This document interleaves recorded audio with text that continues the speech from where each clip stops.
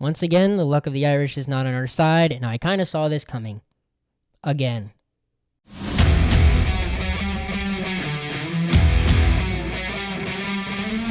Goal. Avellini, here comes Peyton. And Peyton is in for the touchdown. Unbelievable. First takes it Kane. 2-on-1. Hustling back is point over. Shot. Score! Dr. Kane in overtime. Ahead of Jenks. Uribe charges, throws. Out! And the White Sox have won the World Series. To the circle. Puts the shot in the air. Good! The game's over. And the Bulls have won. On the run, and you're going to see Wilbur Marshall come here and really flatten him. Oh, boy, did he really hit him.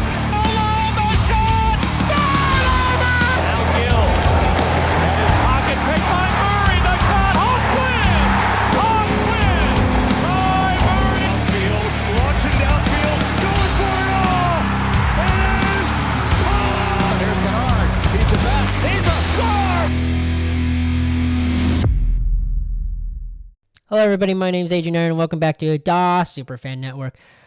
The luck of the Irish was not on our side tonight.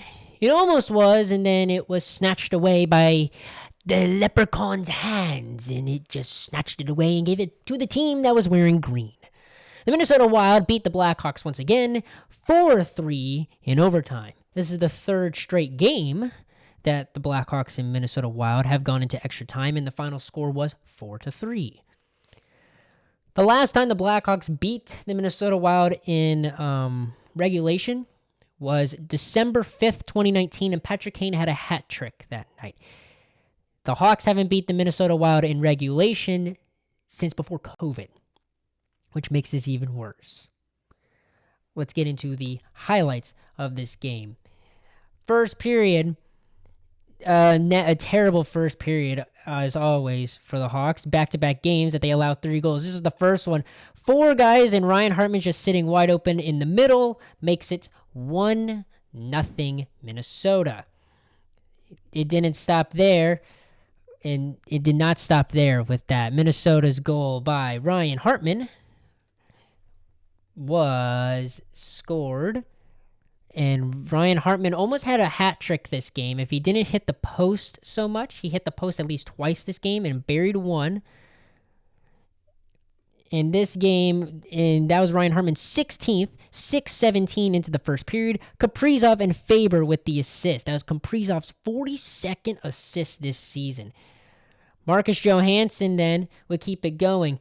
12:04. Wide open, nobody's there, and Johansson gets the goal and assist. 7:58 into the first period. McCarron and Broden with the assist. That was Marcus Johansson's 14th goal of the season. Then the most shocking goal happened for the game.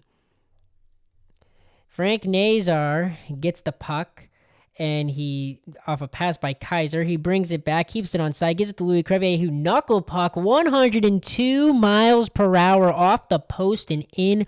What a goal by him. The big man, Big Lou, gets a goal for the Blackhawks. 10:47 into the first period. That's his 5th of the season. Frank Nazar's 23rd assist and Kaiser's 8th assist. Makes it 2-1. However, a power play would make the celebration be very short. Late in the first period, Minnesota gets the puck, and he just Tarasenko walks down Broadway and scores a goal. Tarasenko power play goal, 18:30 into the first period. 3-1 Minnesota. Johansson with his 28th assist and Faber with his 35th. Tarasenko with his 19th goal of the season. The second period, and this thing started to settle in a bit. The Minnesota came up early and was being aggressive. Big hits happening at the beginning of this game. However, it kind of cooled off at around the second period. Burakovsky, who gets the puck in the left side, gives it to Crevier. Crevier fires a shot. It gets saved by Gustafsson, who can't control the rebound. Bedard plays around with the puck, and Ryan Green, gets control of the rebound and scores. 14:35 into the second period. That's Ryan Green's 9th of the season, Bedard's 36th assist, and Crevier's 12th assist. 3-2 Hawks. Then really late, 18:20 into the third period. Nothing else happened that second period. Into the third period, Minnesota gets it out of the zone. Levshinov gets the puck. A beautiful tape-to-tape pass to Connor Bedard on the left side, who backhands it to Frank Nazar and scores. Top corner, ties the game up. 1:40 left in the period. That's Frank Nazar's 11th goal of the season and Bedard's 37th assist and Levshinov's 22nd assist. However, it wouldn't last very long. 3:09 into overtime. Once again, the game goes into overtime, and it's an unfortunate one with Ryan, that's Johansson, I believe, and that is wide open, boom. It's Zuccarello, actually. Matt Zuccarello, 13th goal of the season. Johansson in favor. He was wide open. Nobody was covering him in the center of the ice. Minnesota wins again, 4-3 against the Blackhawks. An unfortunate loss to the Hawks.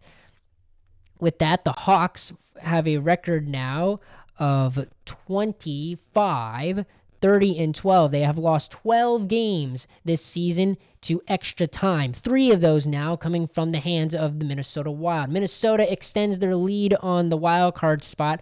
They inch their way a little bit closer with that win. Makes it 39th win of the season. That 39, 18, and 12. That puts them 90 points and 4 points back from Dallas and 7 points back from Colorado, being the number 1 team in the Central Division. The shots on goal for this game, of course, wasn't that close as the Hawks get outshot again, 37-26. The Hawks were outmanned on the faceoff, losing with 58.3% faceoffs won by Minnesota, 41.7% by the Hawks.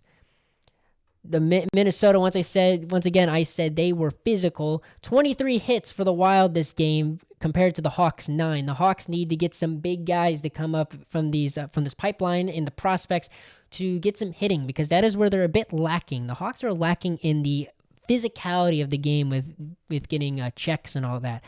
They are great with block shots, though. 15 for the Hawks compared to the 14 for the Wild. But giveaways, 16 giveaways by the Blackhawks compared to 13 of the Minnesota Wild. The Hawks and Wild will play again March 19th at 7:30 Eastern Time in Minnesota, the 4th and final game of the season. Hopefully, the Hawks will not get series swept, unlike what they did to the Utah Mammoth. The 3 stars of the game, Matt Zuccarello, Frank Nazar, and Brock Faber with the first star of the game, having 3 assists tonight, 3 points. So a great game for Brock Faber. Really impressive game by Brock Faber, getting 3 assists there on this. All of them being, crazy thing is all of them being secondary assists. So no primary assists for Brock Faber. Now, to get the positives out for the Hawks fans, we have exceeded our points from last season. This is the 62nd point for the Blackhawks. So 62 points this season beats by 1 last season. And there's 14 games to go in the season. And if you know me, my saying is that if you don't get a 30-win season, it's not a successful season. The Hawks still need 5 wins. They need 5 wins to get to 30, and I will call this a successful season. It will be really good for us to get 30 wins. We haven't gotten 30 wins in a very long time. I think the last time we had 30 wins was that 2019-2020 season, the last time the Hawks beat the Minnesota Wild in regulation. So with 14 games left in the season, it's still doable and still possible for the Hawks to get it. Hopefully they can turn things around and beat the Minnesota Wild this time on Thursday. I will give you at least a post game, maybe a pregame. Who knows? I'll probably get you a pregame. Once again, I feel like some interesting reffing. I feel like there was a missed hook and a missed trip in the third period that could have given the Hawks a power play. Though, highly doubt the Hawks would have scored on that power play since the Hawks don't have the greatest power play, but I feel like it was still missed. Shots on goal per period, 16 for Minnesota in the first compared to the Blackhawks, 7. 10 for Minnesota in the second, 11 for the Hawks in the second, and then 6 in the third compared to 7 for the Hawks. And then 5 shots on goal in the overtime period for Minnesota and 1 for Chicago. My 4th star of the game is going to go to Frank Nazar to even get it in to overtime. A beautiful goal and a great assist to Louis Crevier dumping the puck in, he passed it across to Louis Crevier to get that goal. It's, as a Hawks fan, for us, it's a bit hard to watch the Hawks lose back over and over and over again and allow 3 goals in the first period. I will say, though, there are some positives when it comes to this. We can compete with the top guys. This is a top team in the league when it comes to this, and we were able to put them to overtime once again. It's unfortunate that we can't beat them because we should beat these guys when it comes to that, because we've done this same song and dance for the past 3 times that we beat them. Well, 3 times we played them. So it feels like the streak has to end at some point, and hopefully the Hawks can get around. I feel like there was a lot of improvements when it came to the Hawks. I think the one thing the Hawks need to fix is passes to the point. There were so many misplayed passes. They passed it to the point and would go right by the defenseman and out of the zone, and they had to start over and trying to get back in the zone. And it was just really frustrating just seeing that. That was like one of the things that was like irritating me this whole game, was just seeing how many passes were just going right by the defenseman and out of the zone. Like, you can't do that. Like that, you can't win games when that happens. It's just really, really, like, you can't do that. Like, that's your job. Keep the puck in the zone when you're a defenseman. Keep the puck in the offensive zone. And you're having multiple passes that go to you. Like, they weren't like, okay, maybe like a handful, at least 5. If there was 5. But, like, there was a lot of them that were good passes that just went out of the zone. And I'm like, you got to keep that in the zone, man. You can't just let that go through and out of the zone. Like, you're giving up chances here. The other thing is starting early. The game, like, the Hawks have had struggles these past 2 games starting the games on time. Like, 7 shots on goal in the first period compared to 16 to Minnesota. It's in allowing 3 goals in the first. That's the second, like I said, the second straight game that the Hawks have given up 3 goals in the first period alone.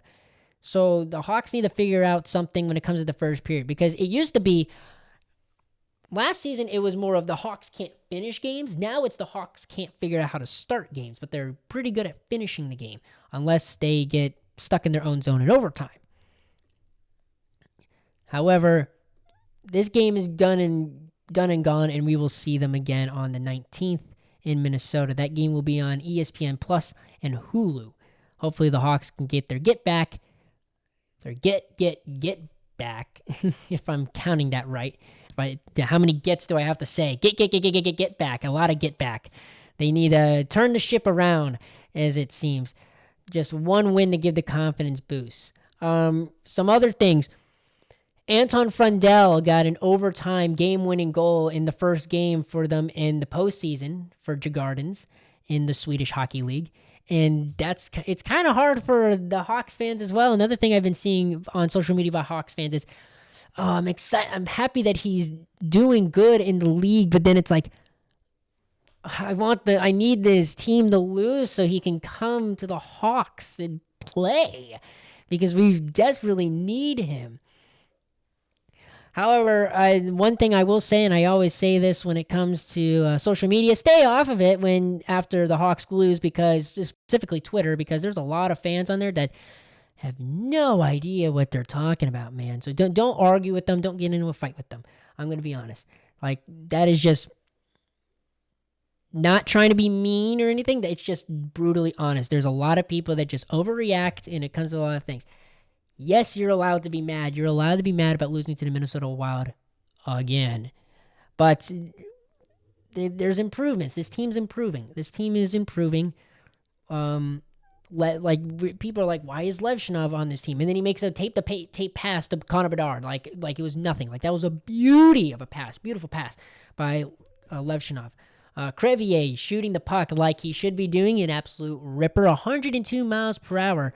What a, like, and it hit the post. You'll hear, like, oh my goodness. It's like, there, you can, like, the thing about this team is that you can see the flashes. You can see the potential in the future of this franchise.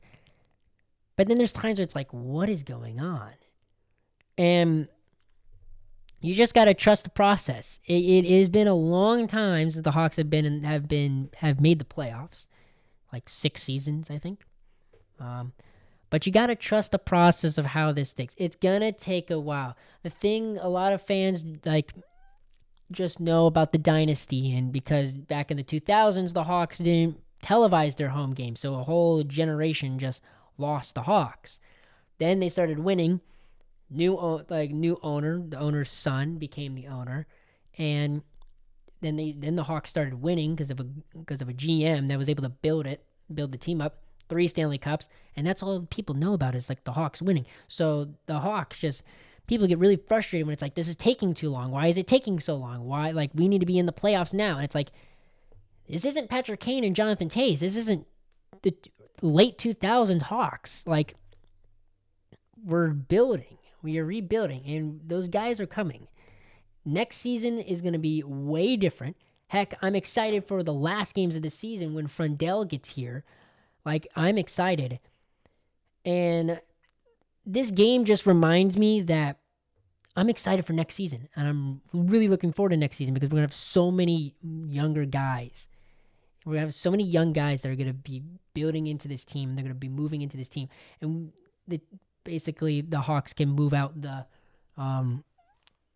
the dead weight. They did a little bit of the dead weight, but it was a costly bit of dead weight because it was all the old veterans in the leadership group, and they shipped them all out. And it's like, but after those trades, it's like everyone's like, what's going on? Why are we doing this? It's like, because we got to let the youngsters find their roles. And seeing that last goal to get us into overtime shows that they know their roles. They're learning their roles. Nazar, Bedard, Levshinov's like everybody's figuring out their roles, and it's a good thing. The thing we got to work on is the chemistry, and especially when these new guys come in. I'm excited to see Boisvert, Frundell. Kanserov will be here next season. Frundell will probably be here near the end of the season, probably within, I'd say 8 games left in the season. We'll probably see Frundell, maybe 10 games left. And I'm like, oh, it's going to be exciting. And with all these prospects, we're going to have this team's going to be unstoppable. It's going to be the dynasty reborn. So if you take anything from this game, yes, be mad, be frustrated that the team lost, but be excited for the future. That's all I got for this edition of Das Superfan Network. I'm AJ Neihart. Once again, saying so long for now, and I will catch you on Thursday when the Hawks take on the Wild again and try to win again. Try to win. I will see you then. God bless and good night.